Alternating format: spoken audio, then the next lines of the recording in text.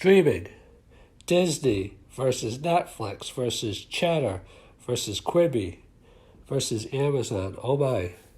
So much to unpack here, but we'll just obviously have to deal with the highlights. Disney is going to be a force multiplier to be reckoned with. I mean, even though they're later to the game than everyone except for Quibi, just their properties are mind-boggling. All the Disney, movies, from the beginning, plus Marvel, plus Star Wars, plus ESPN, plus Hulu. They've also done incredibly innovative packaging, and 3 channels, 2 ad-supported, 2 non-ads and 1 ad-supported. So it pretty much appeals to every type of audience, and all for the price of all those channels and all that content of what you get for Netflix. Disney's going to be a force, and they recently announced today that they are keeping their partnership with Spectrum, Charter. So they're pretty much covering all their bases at the same time they're taking off their content from Netflix, etc. So talking about Netflix, Reed Hastings is an incredible genius. If you don't believe me, ask Blockbuster, who he put out of business.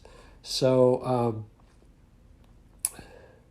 Netflix has the most subscribers. I think it's like 150 million altogether or so, give or take. Could be a little bit more, a little bit less.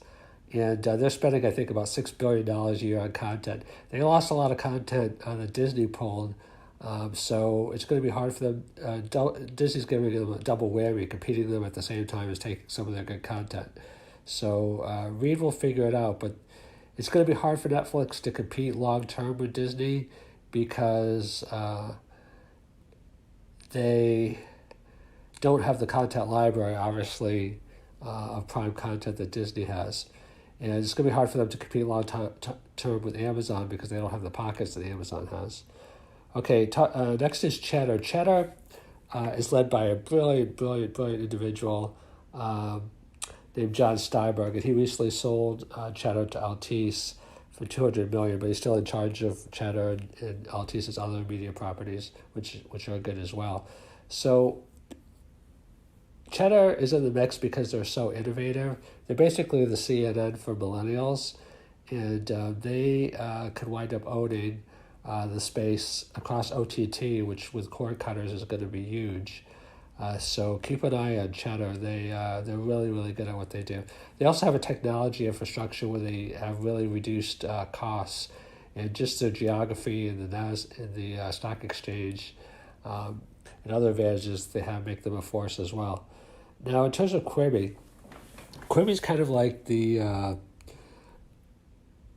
company that could be like the major home run or the double or the single or less than a single, because it's not a proven model that people are going to pay for professional content with the cost structure that Quibi has. But any company that is got $100 billion in financing, $1 billion in financing, from the top studios in the world, top media players in the world, is going to be a force to be reckoned with. You put Jeff Katzenberg and Meg Whitman in that equation, and all the distribution and content deals they have, they are going to be a force. I mean, they're already partnering with NBC and BBC, if even a smattering of people want to take that high quality content, and my guess is that a lot will, Quibi's going to be a force. Okay, last but not least, Amazon. Amazon, it's kind of like, okay, AWS is an afterthought. Oh, wow, it's taken over the company. Prime is like, oh, a nice little program. Oh, it's taken over the company. E-commerce may always be the bread and butter of Amazon, but maybe not. Content, started as an afterthought.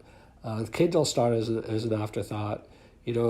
These things that start as afterthoughts are huge businesses in themselves.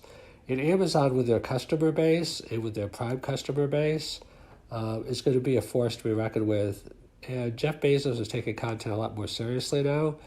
And so if I had to predict 10 years from now which company will be the largest out of these five, I would say Disney, but I would say that Amazon would be, close behind. And the other three are going to be great also.